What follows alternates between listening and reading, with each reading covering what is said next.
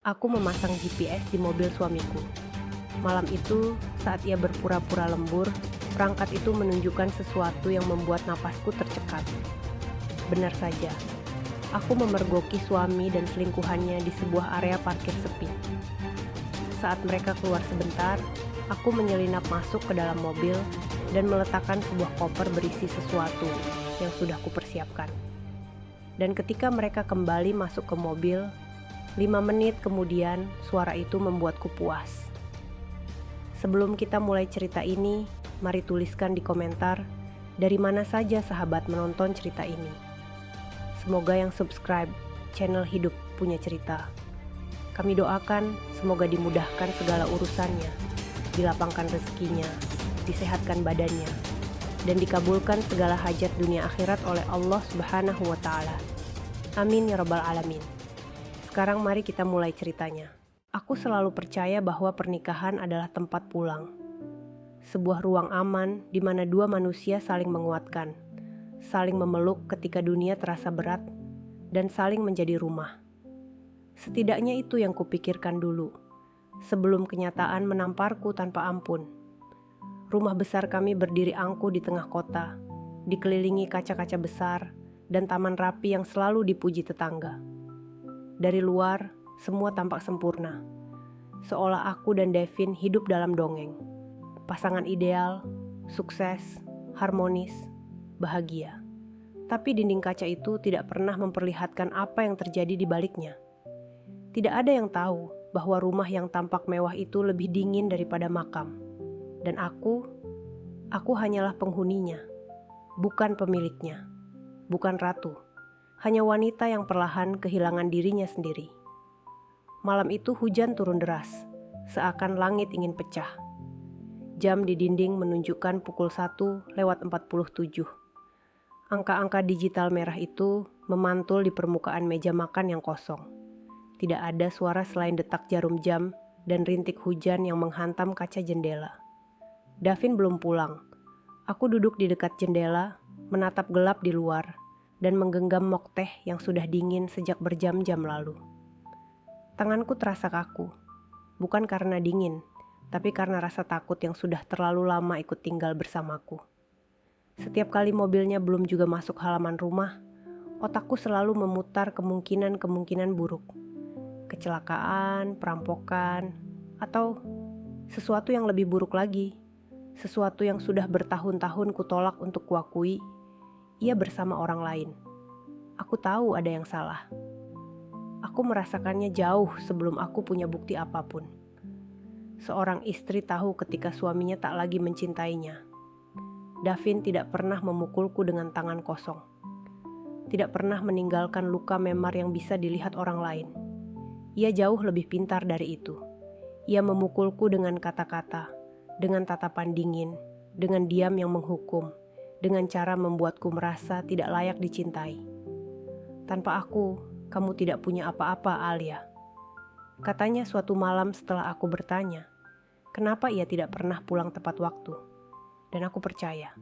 Aku percaya karena ia mengulangnya begitu sering, begitu halus, begitu meyakinkan, hingga suara itu menjadi bagian dari suaraku sendiri. Aku mempercayai bahwa aku memang tidak layak dicintai, bahwa aku tidak punya nilai selain menjadi istrinya. Sampai hari ini. Sampai rasa perih di dadaku akhirnya berubah menjadi sesuatu yang lain. Kemarahan yang padam perlahan namun pasti. Seperti bara yang menunggu angin. Pintu depan terbuka keras. Aku tersentak. Davin masuk sambil menepis air hujan dari jasnya. Rambutnya basah dan aroma parfum mahal menguar kuat. Parfum yang tidak pernah kucium di rumah. Bukan aroma kerjanya. Bukan aromaku. Kamu nunggu aku. Suaranya terdengar ketus, seperti biasa. Ia melempar kunci mobil ke meja. Aku menatapnya, mencoba tetap tenang. Aku hanya khawatir. Jangan drama, Alia. Aku kerja. Tidak seperti kamu yang punya terlalu banyak waktu untuk hal-hal tidak berguna. Kalimatnya menusukku dalam. Sebelum aku sempat menjawab, ia meninggalkan ruang makan dan naik ke kamar. Tanpa menoleh, tanpa bertanya bagaimana hariku, tanpa satupun sentuhan. Aku duduk lagi, menunduk.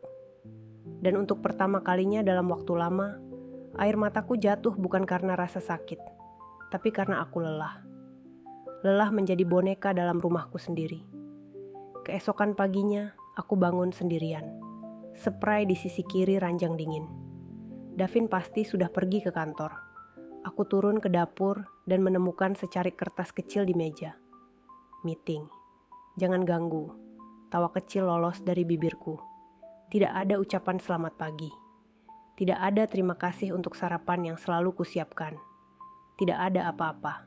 Aku menatap wajahku di kaca kulkas. Rambut acak-acakan. Mata sembab. Pucat. Astaga, siapa wanita ini? Aku mengambil ponsel, membuka aplikasi perbankan, dan menatap angka yang tersisa di rekeningku. Tidak banyak. Davin selalu mengatur semua uang, semua transaksi, semua akses. Aku hanya diberi yang cukup, katanya. Untuk pertama kalinya, aku berpikir, bagaimana jika semua ini benar-benar berakhir? Dan seperti ada dorongan tak terlihat yang membimbingku, aku mengambil kunci mobilku dan keluar rumah tanpa rencana, hanya mengikuti insting. Aku mengemudi menuju bengkel elektronik kecil yang pernah direkomendasikan temanku lewat percakapan bercanda dulu. Tempat yang menerima pemasangan GPS untuk mobil tanpa banyak tanya. Aku bahkan tidak tahu kenapa ingatan itu muncul hari ini. Mungkin Tuhan bekerja dengan cara yang misterius. Atau mungkin aku sudah terlalu lama diam. Di bengkel itu, seorang pria berusia 40-an bertanya, "Mobil siapa?" "Suami saya," jawabku. Suaraku bergetar tapi tegas. Tidak perlu dia tahu, aku menatap matanya dan berkata pelan, "Tolong."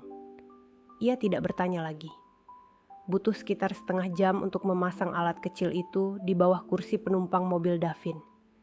Saat aku menunggu, aku menggenggam ponselku kuat-kuat. Ada rasa takut di sana.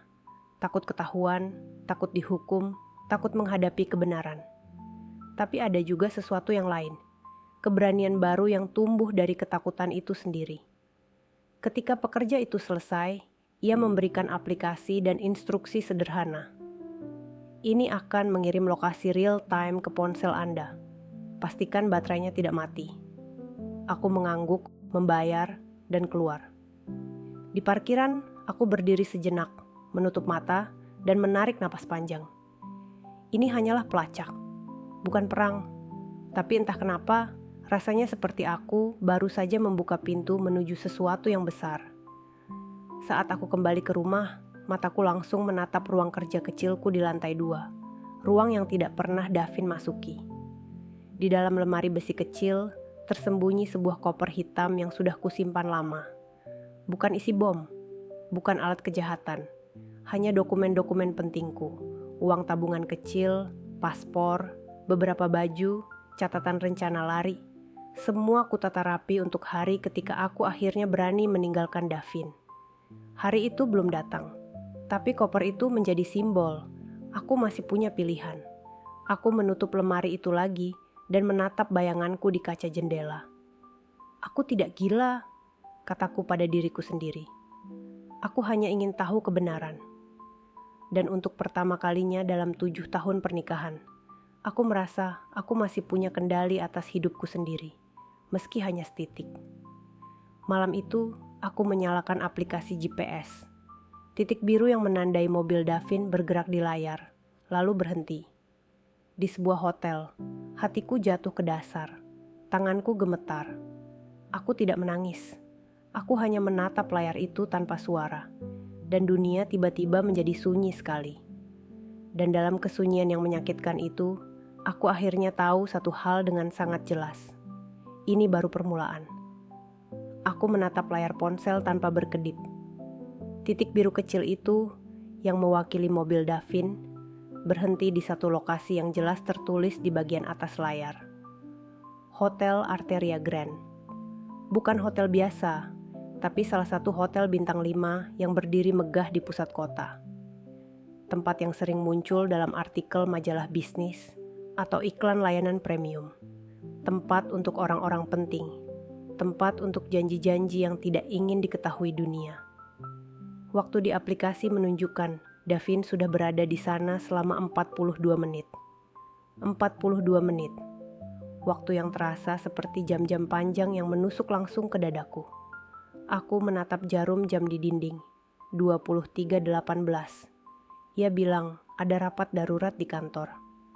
Padahal kantor biasanya tutup pukul 9 malam. Aku memejamkan mata.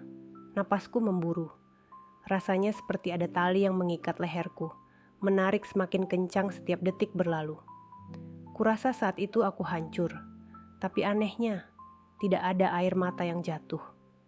Mungkin sesuatu di dalam diriku sudah mati jauh sebelum malam itu. Aku meletakkan ponsel di meja dan menatap ruang tamu. Rumah besar ini tiba-tiba terasa seperti ruang teater kosong setelah pertunjukan berakhir. Kursi-kursi tersusun rapi, lampu redup, sunyi mengerikan, dan hanya aku yang masih duduk sendirian di tengah panggung. Kesunyian itu menamparku. Aku berdiri pelan, membuka tirai jendela, menatap jalanan yang basah oleh hujan.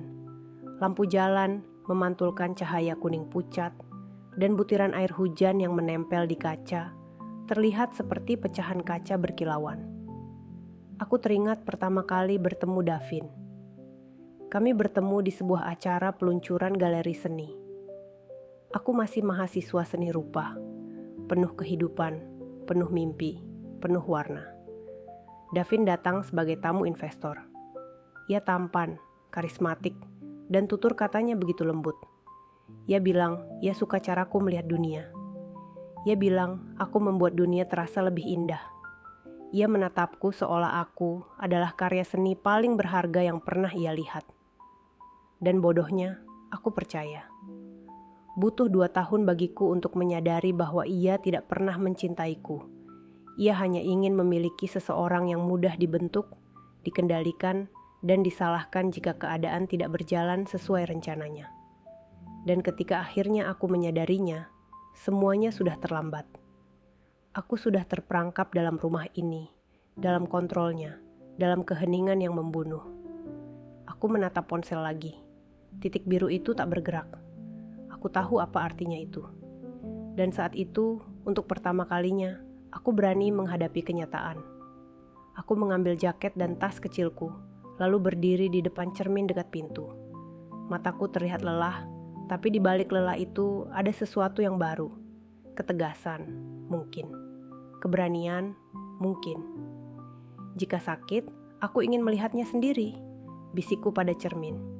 Suaraku bergetar, tapi tidak runtuh. Aku membuka pintu dan melangkah keluar ke malam yang basah dan dingin. Angin kencang menerpa wajahku, tapi rasanya tidak menakutkan. Rasanya membebaskan. Di perjalanan menuju hotel, pikiranku bergerak cepat, seperti film yang diputar dalam mode cepat. Setiap kata Davin, setiap tatapan dingin, setiap malam yang kuhabiskan menunggu tanpa tahu apa yang terjadi, semuanya berputar dan saling menabrak. Aku ingat betul malam ketika ia bilang aku harus berhenti melukis, karena tidak menghasilkan apa-apa. Ia mencabut kanvas dari tanganku dan membantingnya ke lantai, menginjaknya sampai robek. Alia, dunia ini tidak butuh seniman bodoh.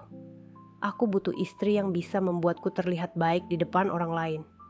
Itu tugasmu. Suara itu tidak pernah hilang dari kepalaku. Membeku di sana sebagai pengingat bahwa aku tidak pernah cukup untuknya. Tapi malam ini, untuk pertama kalinya, aku tidak merasa kecil saat mengingat itu. Aku merasa marah, sangat marah. Dan itu yang membuatku terus melaju menembus hujan. Ketika mobilku berhenti di depan hotel, aku menatap gedung raksasa itu dengan lampu-lampu emas yang menyala terang dan megah. Orang-orang dalam jas elegan mondar-mandir di lobi. Bellboy mendorong troli koper, tawa ringan terdengar dari lounge. Dunia Davin. Dunia di mana aku tidak pernah diundang. Aku tidak turun. Aku hanya diam di dalam mobil dengan kedua tangan menggenggam setir begitu kuat hingga buku jariku memutih. Apa yang kamu cari, Alia? Bisik suara kecil di kepalaku. Kebenaran, jawabku dalam hati. Atau luka baru? Jika memang luka, setidaknya aku ingin melihatnya sendiri. Aku menatap ponsel lagi. Titik biru itu bergerak sedikit, ke arah lift bagian belakang hotel. Tidak menuju lobi, ke bagian private access. Ruang yang biasanya diperuntukkan untuk tamu VIP atau pertemuan rahasia. Aku merasakan jantungku berdebar semakin kencang. Kencang sekali. Aku bisa saja masuk dan memergoki mereka secara langsung. Tapi kakiku tidak bergerak. Aku terlalu takut. Bukan takut melihat Davin bersama wanita lain. Aku sudah tahu itu kemungkinan besar benar. Aku takut pada diriku sendiri. Takut pada apa yang akan kulakukan. Takut pada reaksiku. Takut kehilangan kontrol. Dan yang paling menakutkan adalah, aku takut bahwa setelah melihatnya sendiri, aku tidak akan punya alasan lagi untuk tetap tinggal. Dan jika aku pergi, kemana aku harus pulang? Rumah bukan lagi rumah. Aku tidak punya siapa-siapa. Tapi tiba-tiba ponselku berbunyi. Notifikasi dari aplikasi GPS. Kendaraan bergerak. Mobil Davin keluar dari parking basement hotel menuju jalan belakang. Bukan ke arah rumah. Aku menarik napas tajam dan menyalakan mobilku. Aku tidak lagi takut. Aku mengikuti titik biru itu dari kejauhan. Menjaga jarak agar tidak ketahuan. Hujan semakin deras, jalanan semakin gelap, dan lampu-lampu jalan semakin jarang. Titik biru itu berhenti di lokasi yang tidak pernah kudengar sebelumnya. Sebuah kawasan industri lama di pinggiran kota, sunyi, gelap, dingin. Tidak ada gedung mewah di sini. Tidak ada restoran atau kafe. Hanya gudang-gudang tua dan lahan parkir kosong yang diterangi lampu remang. Apa yang Davin lakukan di tempat seperti ini? Aku menghentikan mobilku jauh sebelum titik biru itu. Dari kejauhan, aku bisa melihat mobil Davin terparkir di bawah satu lampu jalan yang berkedip pelan. Kaca depannya berembun, tapi aku bisa melihat bayangan dua orang di dalamnya. Dua kepala yang terlalu dekat, dua siluet yang bergerak dengan ritme yang terlalu intim untuk disebut pertemuan kerja. Aku mematung, dan dengan tenang, tanpa suara, hatiku patah, pecah pelan-pelan seperti kaca yang retak dari ujung sudutnya. Tidak ada jeritan, tidak ada air mata, tidak ada drama, hanya sunyi yang menusuk langsung sampai ke tulang. Aku duduk dalam gelap dan membiarkan kesunyian itu memenuhi dadaku. Seandainya malam itu aku menangis, mungkin aku akan merasa lebih manusia. Tapi aku justru merasa kosong. Seolah seluruh perasaan yang pernah kumiliki hilang begitu saja, meninggalkan tubuhku seperti cangkang kosong. Aku menunduk dan menutup wajahku dengan kedua tangan. Aku tidak gila, bisikku pada diriku sendiri. Aku hanya butuh bukti. Dan kini aku punya. Bukti yang menyakitkan, namun nyata. Setelah beberapa menit, aku mengangkat wajah dan menatap mobil itu lagi. Sesuatu dalam diriku berubah. Jika sebelumnya aku hanya ingin tahu kebenaran, sekarang aku ingin sesuatu yang lain. Kendali atas hidupku sendiri. Dan di tengah hujan yang menghantam kaca mobil seperti ribuan jarum kecil, untuk pertama kalinya aku merasa aku tidak akan hancur karena ini. Aku akan bangkit karenanya. Aku mengambil napas panjang. Aku menatap lurus ke depan, dan dalam hati aku berjanji. Ini malam terakhir aku menjadi korban. Aku menghabiskan hampir 1 jam duduk di dalam mobil yang terparkir di sudut jalan kecil, dekat bengkel tempat aku memasang GPS itu. Tangan kiriku menggenggam erat ponsel, sementara tangan kananku terus bergetar tanpa bisa kukendalikan. Aku tidak yakin apakah aku sedang ketakutan, atau sangat marah hingga tubuhku sendiri menolak untuk diam. Aroma interior mobilku bercampur dengan bau hujan yang menempel di jaketku, membuat suasana semakin sesak. Aku tidak pernah membayangkan hidupku akan berada pada titik seperti ini. Membuntuti suamiku seperti seorang kriminal, menanam pelacak di mobilnya, memata-matai setiap gerakannya dengan paranoid yang menyakitkan. Tapi aku juga tidak pernah membayangkan menjadi istri yang diinjak-injak martabatnya selama bertahun-tahun, diperlakukan seolah aku hanya hiasan rumah yang tidak punya suara, tidak punya hak untuk marah. Dan sekarang, semuanya menuntunku ke sini. Aku membuka aplikasi GPS di ponselku. Titik biru yang menandai lokasi mobil Arman masih tidak bergerak. Masih di alamat yang sama sejak 2 jam lalu. Sebuah hotel kecil di pinggir kota. Aku meremas rambutku sendiri. Tuhan, benar-benar hotel. Sebetulnya aku sudah menyiapkan mental untuk kemungkinan ini. Aku sudah lama menebak bahwa wanita itu pasti ada. Tapi melihat kenyataan secara langsung, bahkan hanya melalui peta digital, rasanya seperti ada pisau yang menusuk tulang rusukku dan menahannya di sana. Aku menatap jam. Sudah lewat tengah malam. Seharusnya Arman sudah pulang jam 8, seperti jadwal rapat yang ia banggakan. Tapi ia tidak pulang, tidak menghubungi, dan saat aku mencoba menelepon, panggilanku ditolak 2 kali, lalu ponselnya tiba-tiba mati.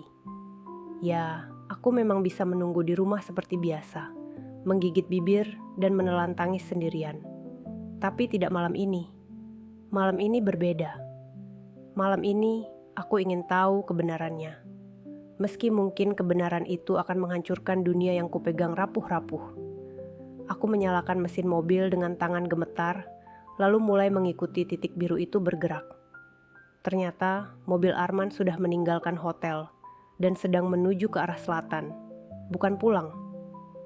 Aku menekan pedal gas lebih dalam.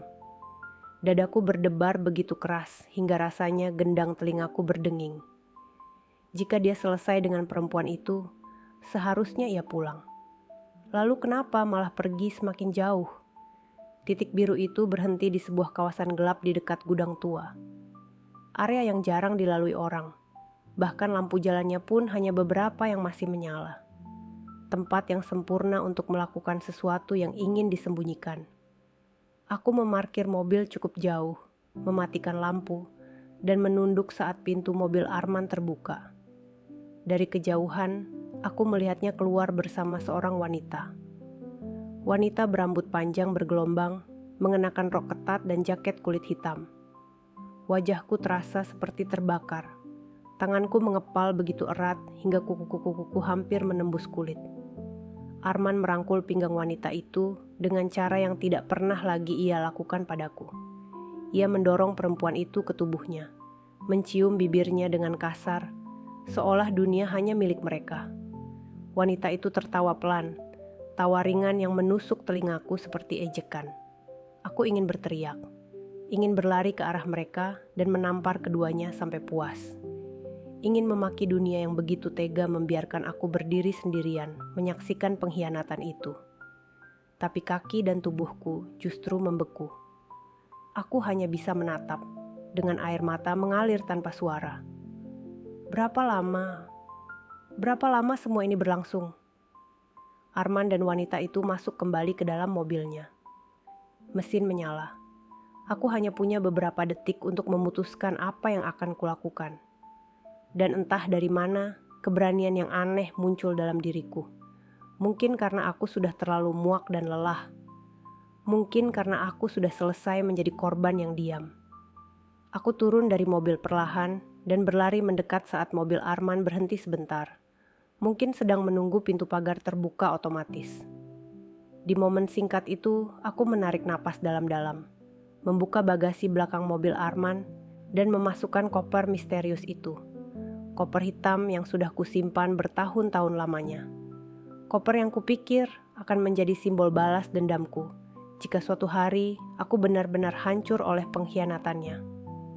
Kupikir malam ini aku menjadi monster. Kupikir aku baru saja memilih jalan paling gelap dalam hidup. Tanpa melihat ke dalam bagasi lagi, aku menutup pintu dengan cepat dan mundur. Kembali ke mobilku, memutar arah, dan pergi dengan napas terengah-engah. Aku tidak berpaling, tidak melihat lagi ke belakang. Tapi jantungku terus bergetar keras dalam dadaku, seolah ribuan palu menghantam dari dalam. Aku tidak tahu apa yang akan terjadi. Aku tidak tahu seberapa besar dosa yang mungkin baru saja kulakukan. Tapi satu hal yang kutahu, aku sudah selesai menjadi istri yang bodoh. Di jalan menuju rumah, hujan mulai turun deras. Setiap tetes yang menghantam kaca mobilku terdengar seperti dentuman drum. Dunia di luarku buram, kabur, dan gelap, persis seperti hidupku. Aku memandangi koper yang sebelumnya kuletakkan di kursi penumpang mobilku sebelum kumasukkan ke mobil Arman. Koper itu kosong. Aku menangis terguncang hebat, menyadari bahwa tindakanku barusan bukan tindakan pembunuh. Itu hanya bentuk putus asa. Koper itu hanya benda kosong yang ingin kugunakan untuk menggertak atau mungkin membuang kemarahan dalam bentuk simbolik. Aku tak pernah benar-benar ingin membunuh siapapun. Aku hanya ingin dia mengerti rasa sakitku. Aku hanya ingin dia berhenti menyakitiku. Aku hanya ingin dia melihatku, walau sekali saja. Saat mobil melaju semakin jauh, tiba-tiba ponselku bergetar. Aplikasi GPS berkedip cepat. Titik biru itu berhenti. Lalu muncul tanda merah. Aku menegang. Layar ponselku bergetar lebih keras. Warning, sudden impact detected. Detik berikutnya, dunia berhenti bergerak. Di kejauhan, terlihat cahaya oranye besar membelah langit malam. Kilatan api yang menyala seperti matahari kecil yang meledak dalam kegelapan. Aku menutup mulutku dengan kedua tangan. Napasku terhenti. Tubuhku membeku. Ledakan itu berasal dari arah tempat Arman berada. Dunia menjadi hening. Hanya ada degup jantungku yang menggema memekakkan telingaku. Apa yang baru saja terjadi? Dan saat itu juga, aku sadar. Tidak ada jalan kembali. Aku tidak ingat bagaimana aku bisa membawa mobilku pulang malam itu. Rasanya seperti tubuhku bergerak sendiri tanpa arah, sementara pikiranku terperangkap dalam satu gambar yang terus berputar di kepala. Cahaya api yang meledak membelah gelap malam, suara getaran di layar GPS, dan tanda merah menyala yang membuat seluruh dunia seakan runtuh. Begitu tiba di rumah, aku hampir jatuh saat membuka pintu. Nafasku tidak beraturan, mataku bengkak, tubuhku menggigil seperti baru keluar dari kolam es. Aku berjalan limbung menuju kamar mandi, menyalakan keran air dingin, dan menatap wajahku di cermin. Mataku merah, wajahku pucat seperti kertas, bibirku gemetar hebat. Apa yang telah kulakukan? Bisikku pada pantulan diriku sendiri. Aku menutup wajah dengan kedua tangan. Air mata yang sejak tadi kutahan akhirnya pecah begitu deras, jatuh menetes tanpa bisa dicegah. Aku menangis seperti anak kecil yang kehilangan segalanya dalam sekejap.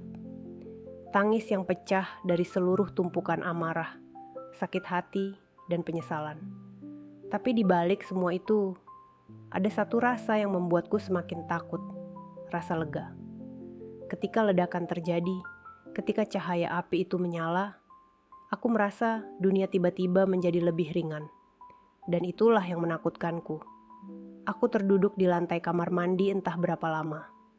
Hanya suara tetesan air keran yang terdengar, memantul dari dinding seperti gema sarkastik yang mengejekku. Hingga akhirnya suara keras mengetuk pintu rumahku membuatku tersentak. Tok, tok, tok. Aku menahan napas. Tok, tok, tok, tok.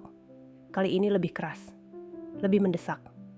Aku berdiri pelan, kakiku terasa seperti kapas, dan berjalan menuju pintu depan. Jantungku berdegup liar, seakan ingin melompat keluar dari dada. Saat kubuka, 2 orang polisi berdiri di depan pintu. Di belakang mereka terlihat lampu mobil patroli berkedip, merah dan biru, memantul di dinding rumahku seperti alarm kematian. "Selamat malam, Bu," kata salah satu dari mereka. Suaranya tegas, namun pelan. "Apakah Anda istri dari Arman Wijaya?" Dunia berhenti. Aku menelan ludah, mencoba menahan gemetar. "Iya, saya." Polisi itu menunduk sedikit, ekspresinya serius, namun penuh empati. "Kami minta Anda ikut ke kantor polisi sementara waktu. Ada insiden yang melibatkan mobil suami Anda." Aku menutup mulut dengan tangan, berpura-pura kaget, meski aku sebenarnya sudah tahu jawabannya.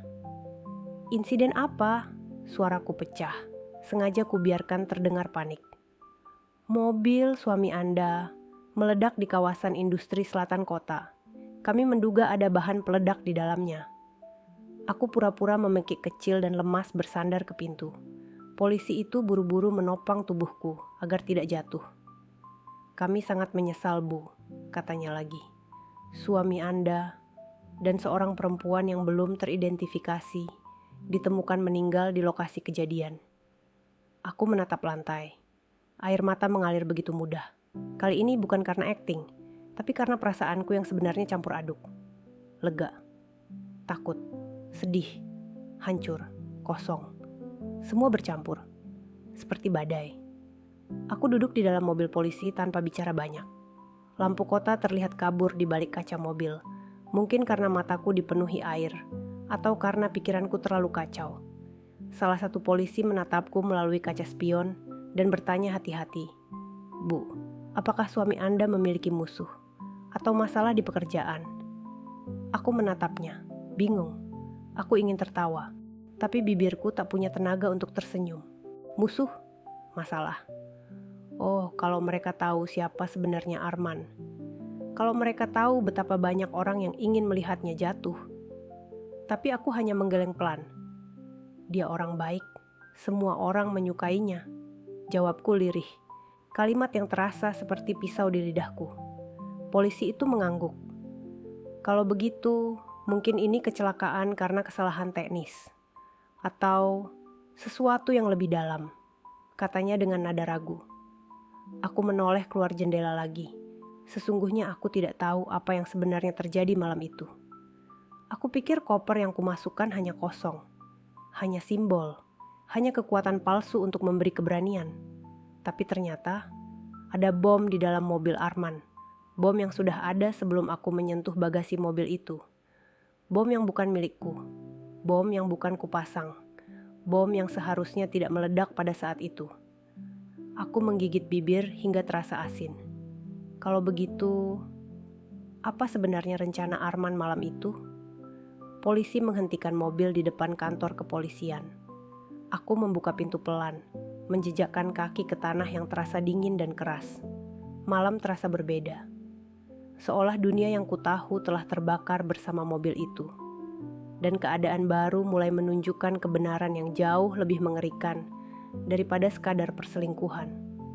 Saat melangkah masuk ke ruang pemeriksaan, satu pemikiran menembus pikiranku dengan tajam. Kalau koper itu bukan milikku, maka bom itu adalah milik Arman. Dan mungkin akulah targetnya. Dadaku sesak. Nafasku tersengal. Mulutku bergetar sebelum kata-kata itu keluar pelan. Tuhan, dia ingin membunuhku. Aku menghabiskan hampir 2 jam di ruang pemeriksaan, menjawab pertanyaan yang sama berulang-ulang dengan suara bergetar. Polisi menanyakan segala hal. Kapan terakhir aku bertemu Arman? Apakah ia tampak mencurigakan belakangan ini? Apakah dia punya masalah dengan orang lain? Aku menjawab dengan wajah kosong, menatap meja seperti benda itu, satu-satunya hal yang menahanku untuk tidak pingsan. Setelah semuanya selesai, seorang petugas wanita mengantarku keluar dari ruangan. "Kami akan menghubungi Anda lagi jika butuh tambahan informasi. Untuk saat ini, mohon tetap di rumah dan bersiap untuk kemungkinan pemeriksaan lanjutan." Aku mengangguk pelan dan mengucapkan terima kasih dengan suara yang hampir tidak terdengar. Begitu aku melangkah keluar dari kantor polisi, udara malam terasa menusuk kulitku. Dingin dan tajam, seperti kebenaran yang baru mulai muncul. Aku berdiri di depan pintu, memandang kosong ke arah lampu jalan. Aku baru saja kehilangan suami. Aku baru saja melihat mobilnya meledak. Aku baru saja menyaksikan sesuatu yang bahkan tidak bisa kupahami sepenuhnya. Dan di tengah semua itu, ada satu pikiran yang terus berulang. Bom itu bukan punyaku. Bom itu sudah ada di sana sebelum aku menyentuh mobilnya. Artinya, Arman sudah merencanakan sesuatu. Pertanyaan yang menggantung di udara terasa mematikan. Kalau bom itu bukan untukku, lalu untuk siapa? Lebih tepatnya, untuk apa? Aku tiba di rumah menjelang pukul 3 pagi. Rumah terasa aneh tanpa kehadiran Arman, bukan karena aku merindukannya, tapi karena dulu ia memenuhi rumah ini seperti bayangan gelap yang menguasai setiap sudut. Sekarang, untuk pertama kalinya, rumah terasa sunyi, kosong, dan bebas. Namun bukan kebebasan yang membuat dadaku sesak. Yang membuatku hampir tidak bisa bernapas adalah kenyataan bahwa aku tidak mengenal suamiku sendiri. Aku duduk di sofa ruang tamu, memeluk bantal dengan tangan gemetar. Jam dinding terdengar begitu keras. Setiap detiknya seperti dentang besi yang memukul kepalaku. Kenapa dia membawa bom? Untuk apa dia ke tempat gelap itu? Kenapa dia bersama wanita itu? Dan kenapa harus ada koper di bagasi mobilnya? Tiba-tiba bel rumah berbunyi. Aku melompat kecil dari sofa. Jantungku melonjak seperti akan keluar dari dada. Siapa yang datang di jam seperti ini? Aku berjalan perlahan ke arah pintu. Dan ketika aku buka, seorang pria berjas hitam berdiri di depan pintu, memegang map tebal. "Selamat malam, Bu Clara," ucapnya dengan suara formal namun tidak ramah. "Saya Rafael, dari perusahaan asuransi dan legal warisan yang bekerja sama dengan perusahaan almarhum suami Anda." Aku menatapnya, bingung. "Sekarang, tengah malam begini? Maaf mengganggu, tapi ada dokumen penting yang harus segera Anda ketahui dan tanda tangani. Ini menyangkut aset dan tanggung jawab hukum yang tersisa dari mendiang." Aku memicingkan mata. Cepat sekali. Tidak wajar. Bahkan polisi belum selesai melakukan identifikasi penuh. Tapi perusahaan asuransi sudah datang. "Bisakah kita bahas ini besok?" tanyaku hati-hati. Pria itu tersenyum tipis. Senyuman yang membuat bulu kudukku berdiri. "Sebenarnya, Bu, waktu sangat krusial. Jika tidak ditandatangani hari ini, semua aset mendiang Arman akan otomatis dibekukan karena statusnya terlibat dalam penyelidikan kriminal. Dan tentu Anda tidak mau itu terjadi, bukan?" Aku membeku.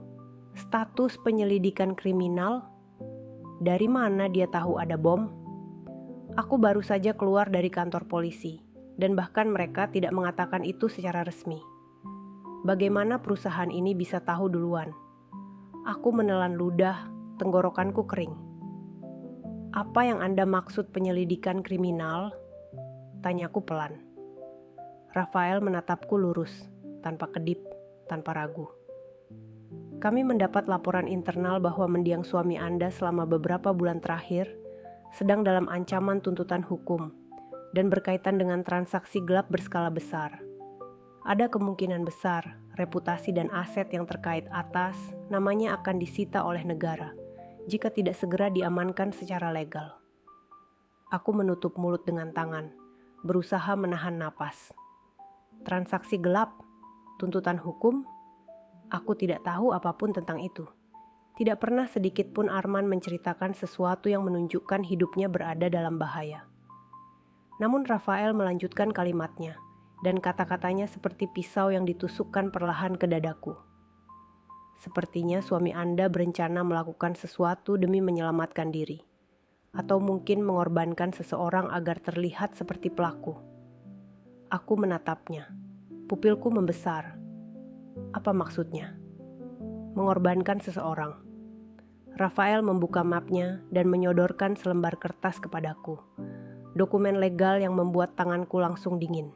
Surat kuasa penuh yang memberikan semua aset atas nama Arman ke aku, sebagai ahli waris satu-satunya. Tanggal penandatanganannya 2 minggu lalu, tanpa sepengetahuanku, tanpa tanda tanganku. Aku menatap dokumen itu dengan gemetar.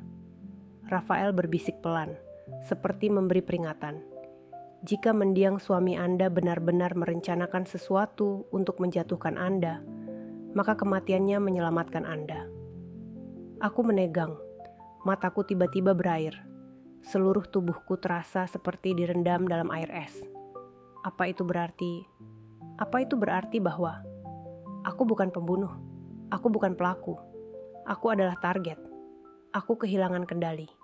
Air mataku jatuh begitu saja. Tubuhku bergetar hebat. Rafael menutup mapnya, menatapku tajam. "Mulai sekarang, Bu Clara, Anda harus sangat berhati-hati. Orang yang seperti mendiang suami Anda tidak bekerja sendirian." "Apa maksud Anda?" tanyaku hampir berbisik.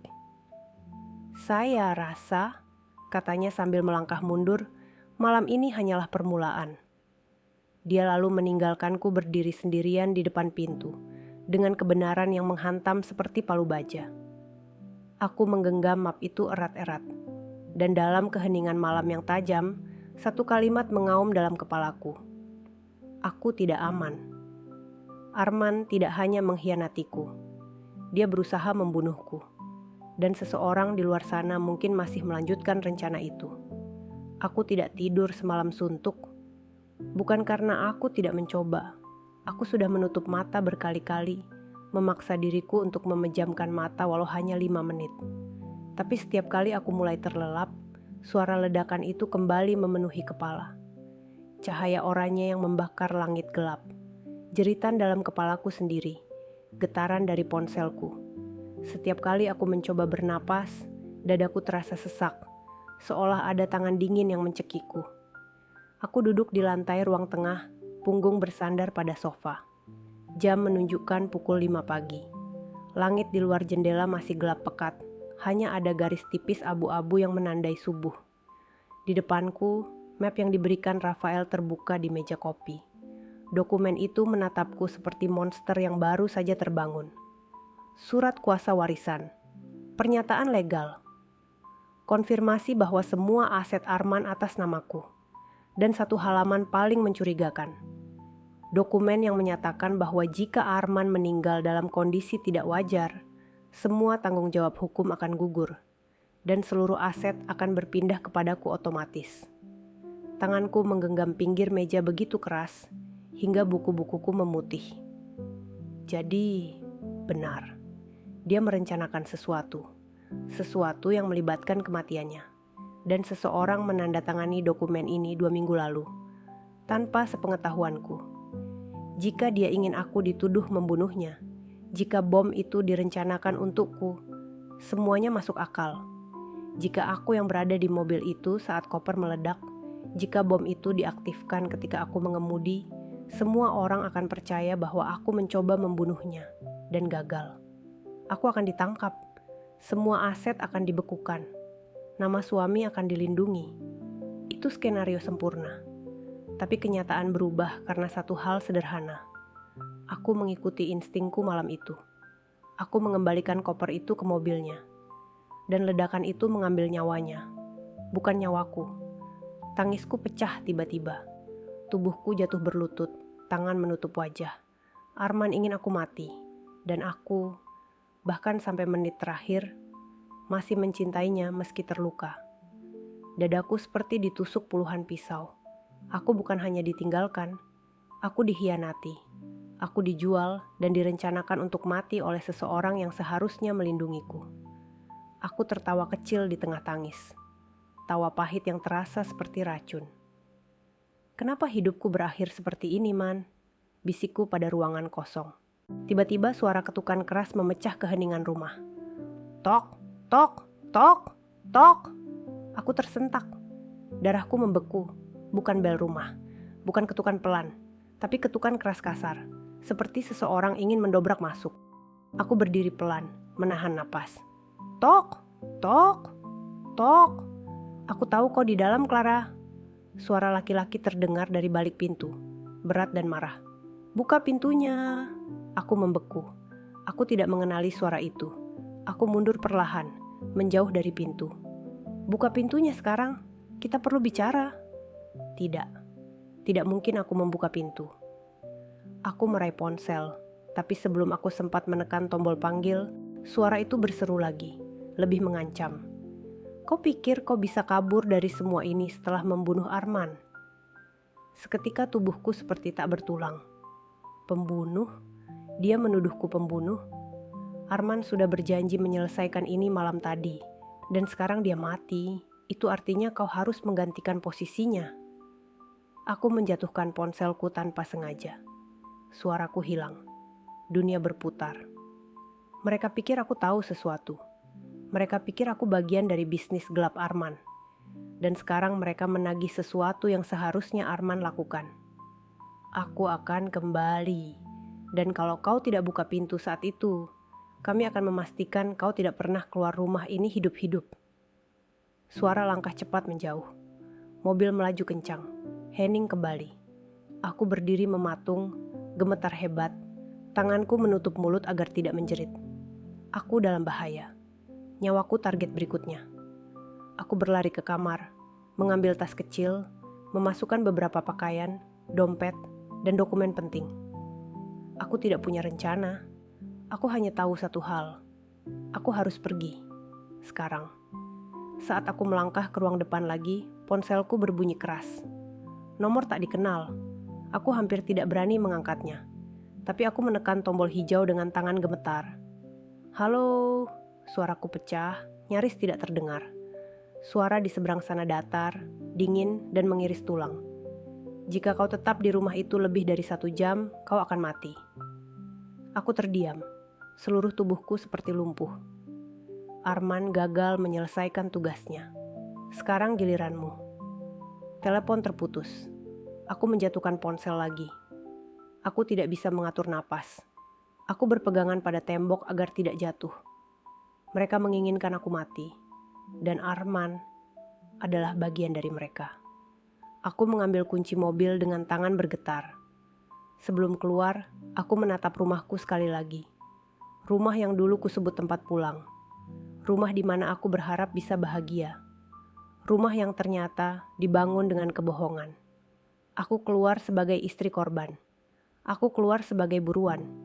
Dan mulai saat ini, aku tidak akan menjadi mangsa lagi. Aku membuka pintu belakang, berlari menuju mobil, dan menyalakan mesin tanpa melihat ke belakang.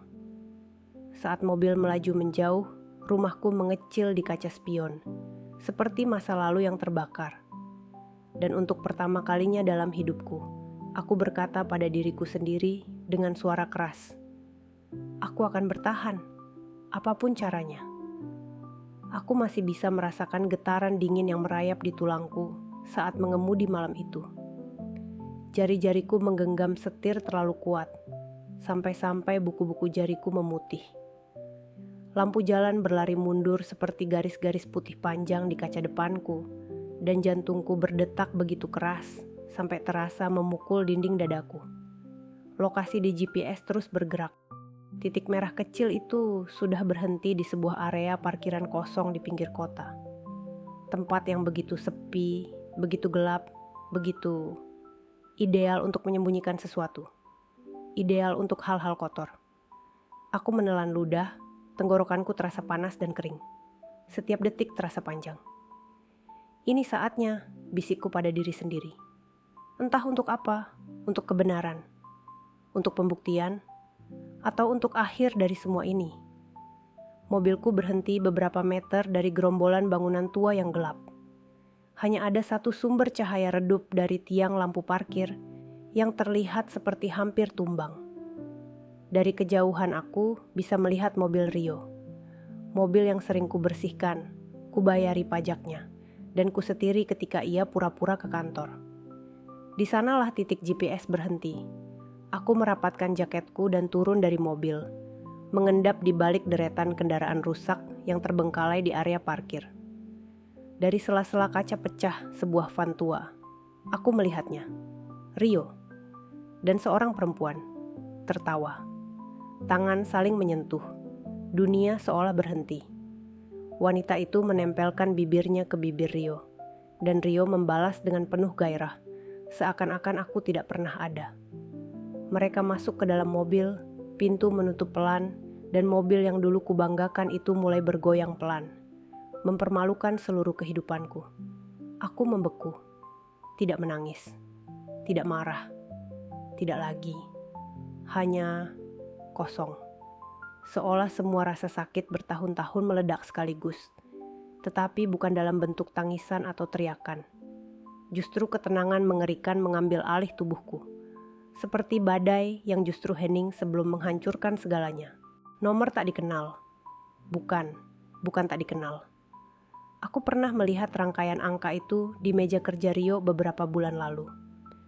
Nomor yang membuat Rio langsung mematikan ponsel setiap kali aku mendekat. Aku mengangkatnya dengan tangan bergetar. Halo, suaraku hampir tak terdengar. Seseorang berbicara dengan suara tegas dan tajam. Bu Alana.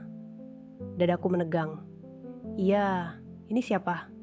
Kami dari kepolisian. Mohon Anda datang ke kantor untuk memberikan pernyataan. Ada insiden serius terkait suami Anda, Rio Santoso. Aku menutup mata. Insiden serius. Mereka belum tahu apa yang sebenarnya terjadi. Saya dalam perjalanan, jawabku pelan.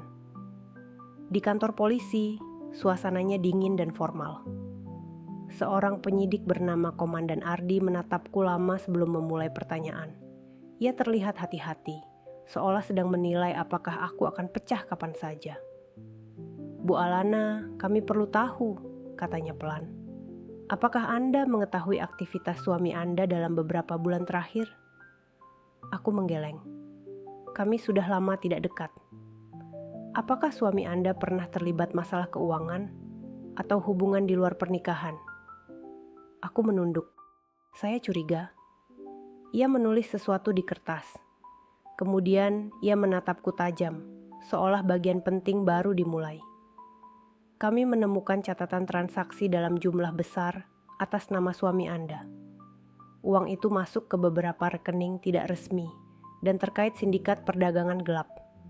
Aku terdiam. Dan yang paling penting, lanjutnya, kami menemukan bukti bahwa suami Anda sedang menyusun skema untuk memindahkan seluruh aset atas nama perusahaan ke rekening pribadi luar negeri. Bahkan, ia mempersiapkan polis asuransi kematian atas namanya sendiri. Dengan Anda sebagai ahli waris tunggal. Aku menatapnya tidak percaya. Sejujurnya, katanya dengan nada lebih serius. Kami menduga suami Anda berencana memalsukan kematiannya atau menjebak seseorang untuk bertanggung jawab atas kematiannya. Ledakan yang terjadi tadi bukan kecelakaan. Kami menemukan sisa bahan peledak jenis militer. Darahku berhenti mengalir seketika. Aku merasakan dunia berputar. Semua mulai menyatu. Bom itu bukan milikku. Bom itu milik Rio. Rencananya bukan untuk membunuh dirinya sendiri, tapi untuk membunuhku. Dan aku, tanpa sadar, telah mengembalikan bom itu ke mobilnya. Ardi menutup map dan menatapku lama. Bu Alana, kami butuh kejujuran Anda. Apakah Anda tahu apapun tentang sebuah koper hitam yang mungkin terkait ledakan itu? Dadaku seperti diremas keras. Aku menggenggam tangan sampai kuku mencakar kulitku sendiri. Aku mengangkat wajah dan berkata dengan suara paling lirih, sekaligus paling jujur dalam hidupku. Tidak, Pak. Saya tidak tahu apapun tentang koper itu. Dan untuk pertama kalinya, aku menyadari. Kebenaran baru saja mulai terbuka. Tidak ada jalan kembali. Aku bukan pelaku. Aku bukan pembunuh. Aku adalah korban yang tidak sengaja selamat. Dan sekarang, aku tinggal menunggu apa yang akan terbongkar berikutnya. Pagi itu matahari terasa terlalu terang. Langit biru cerah. Burung-burung berkicau, dan segala sesuatu terlihat terlalu normal, terlalu kontras dengan apa yang baru saja terjadi. Dunia seolah tidak peduli bahwa 2 nyawa telah hangus semalam, dan hidupku telah berubah selamanya. Aku duduk di ruang tamu, memegang secangkir kopi yang sejak tadi dingin tidak tersentuh. TV menyala tanpa suara, menampilkan berita pagi. Wajahku pucat memantul di layar kaca hitam sebelum gambar berita berganti. Tulisan besar muncul, ledakan misteri di parkir kota, 2 korban tewas, diduga terkait bahan peledak. Di bawahnya, foto Rio muncul. Foto yang dulu kupilih dengan bangga untuk acara perusahaan, kini terpampang seperti poster buronan. Aku memalingkan wajahku, rasanya seperti ditikam di dada. Lalu ponselku bergetar. Pesan dari Komandan Ardi. Kami menemukan sesuatu. Mohon hadir ke kantor hari ini. Aku menarik napas panjang. Tidak ada lagi yang perlu kutakuti. Aku sudah tidak punya apa-apa untuk dipertahankan. Di kantor polisi, Ardi menyambutku dengan ekspresi serius. Ia mempersilakan aku masuk ke ruang penyidikan. Bu Alana, ia memulai, membuka sebuah berkas tebal. Kami menelusuri komunikasi dan catatan keuangan suami Anda, dan kami menemukan sesuatu yang besar. Ia mendorong foto-foto dan dokumen ke arahku. Aku menatapnya perlahan. Foto pertama, Rio bersama pria-pria yang terlihat seperti mafia. Tato, senjata, ruangan gelap. Foto kedua, bukti transfer ratusan juta, nama asing, perusahaan cangkang, transaksi luar negeri. Dan foto ketiga, aku terdiam. Itu foto rumah kami, difoto dari jauh. Lalu foto diriku, keluar dari supermarket, sedang menyiram tanaman di halaman rumah, sedang tertidur di kursi teras. Aku membeku, tubuhku tiba-tiba terasa dingin. Dia memata-matai saya, bisikku. Ardi menatapku lama. Lebih buruk dari itu, Bu. Suami Anda terlibat dalam sindikat pencucian uang dan perdagangan ilegal. Ketika kelompok itu mulai mencurigainya, dia mencari cara untuk menghilang dengan memalsukan kematiannya dan menjebak Anda sebagai pelaku pembunuhannya. Bom itu dirancang untuk meledak saat Anda berada di dalam mobil. Aku hampir tidak bisa bernapas. Semuanya mulai masuk akal. Ledakan itu bukan balas dendamku. Itu rencana Rio. Dan aku hanya mengembalikan alatnya ke tempat asalnya. Ardi melanjutkan dengan nada yang lebih pelan, seolah memahami bagaimana hancurnya hatiku saat itu. Dia bahkan sudah menyiapkan laporan palsu, bukti pesan yang dibuat-buat, dan rekaman manipulatif. Anda akan terlihat sebagai istri yang sakit hati dan ingin membunuhnya demi uang asuransi. Aku memejamkan mata. Semuanya terasa seperti pisau memotong kulitku dari dalam. Aku hampir menjadi pembunuh yang dikurung seumur hidup. Aku hampir kehilangan kebebasan. Aku hampir terkubur bersama nama baikku. Tetapi sesuatu menghentikan semuanya. Naluri. Insting yang kusepelekan selama ini. Akulah yang justru menyingkir dari mobil sebelum bom aktif. Akulah yang mengembalikan koper itu tanpa sadar. Dan selingkuhan Rio, bukan aku, yang menekan pemicunya. Ironi paling gelap dalam hidupku. Ardi menyelipkan dokumen terakhir ke hadapanku. Semuanya sudah kami verifikasi. Sesuai hukum, semua aset suami Anda otomatis berpindah kepada Anda sebagai ahli waris. Termasuk properti, perusahaan, rekening, dan polis asuransi. Aku menatapnya kosong. Jadi, aku bukan tersangka? Tanyaku dengan suara hampir berbisik. Ardi tersenyum tipis, pertama kalinya sejak aku mengenalnya. Tidak, Bu. Anda korban yang selamat dari percobaan pembunuhan. Anda tidak akan ditahan. Anda bebas. Bebas. Aku mengulang kata itu, mencoba merasakannya. Ardi berdiri dan menjabat tanganku pelan. Dan satu lagi, saya pribadi ingin mengatakan, selamat. Anda luar biasa kuat. Aku berjalan keluar kantor polisi dengan langkah pelan, udara dingin menyapu wajahku. Dunia yang sama, tetapi rasanya berbeda. Langkahku lebih ringan, nafasku lebih luas. Untuk pertama kalinya dalam bertahun-tahun, tidak ada rasa takut. Tidak ada suara teriakan. Tidak ada ancaman. Tidak ada bayangan gelap menghantui lorong rumah. Aku naik ke mobil, menatap jauh ke langit biru itu. Dan tiba-tiba, untuk pertama kalinya sejak semalam, air mata mengalir. Bukan kesedihan, bukan duka, tetapi lega dan kebebasan. Aku selamat, bisikku pada diri sendiri. Aku benar-benar selamat. Teleponku berbunyi lagi. Nomor dari firma hukum besar yang menangani aset Rio. Suara sopan di ujung sana berkata, "Selamat siang, Bu Alana. Kami ingin menjadwalkan pertemuan terkait proses pencairan aset warisan Anda. Total nilai estimasi saat ini sekitar 87 miliar rupiah." Tanganku menutup mulutku. Aku hampir tersedak napas. 87 miliar. Hampir 100 miliar. Jumlah yang mampu membeli kembali seluruh hidupku yang dihancurkan Rio. Aku menutup mata. Tuhan benar-benar memiliki cara membayar luka dengan keadilan. Aku menghidupkan mesin mobil. Musik pelan mengalun dari radio. Dan aku tersenyum. Senyum pertama yang terasa seperti milikku sendiri. Hari ini bukan akhir cerita.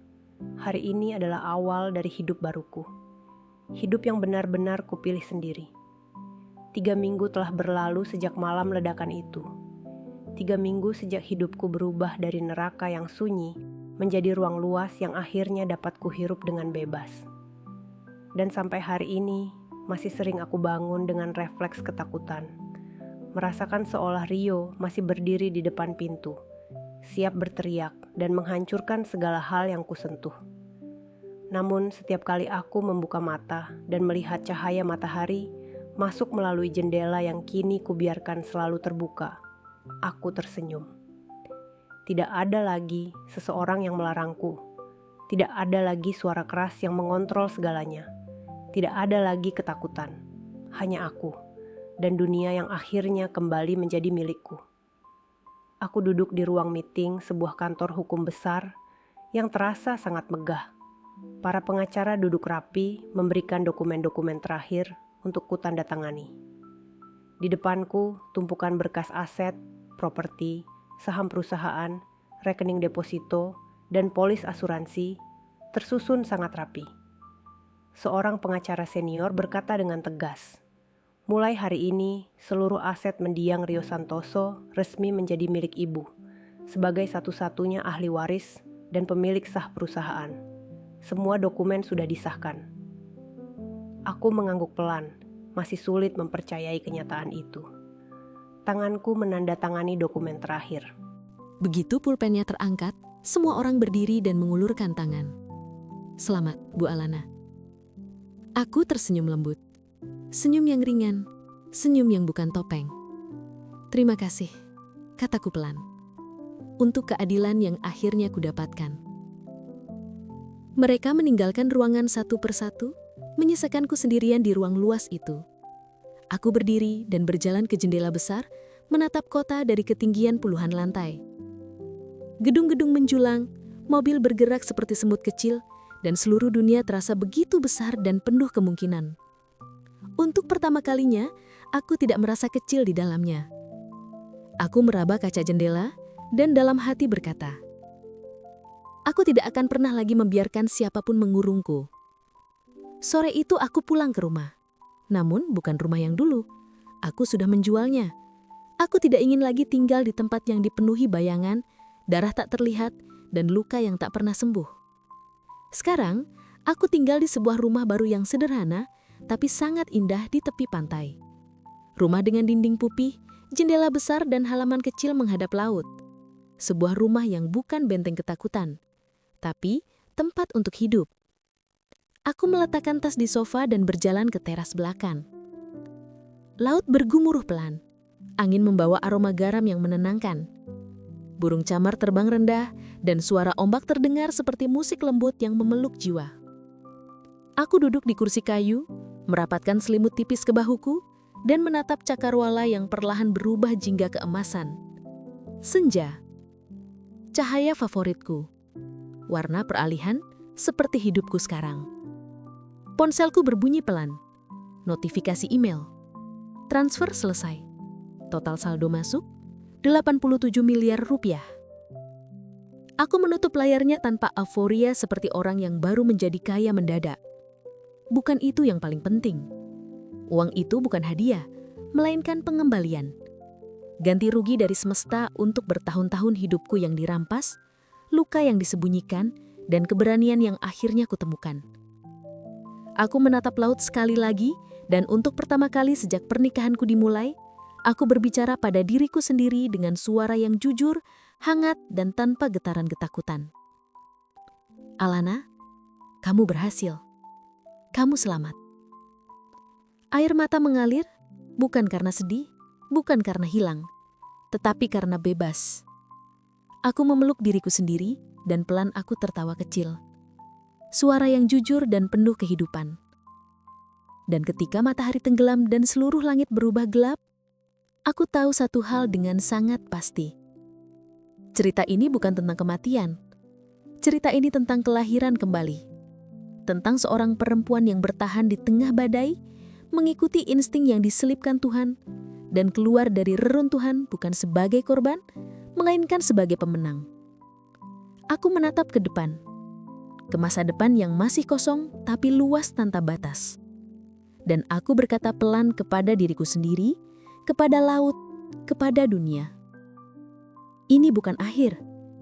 Ini baru permulaan.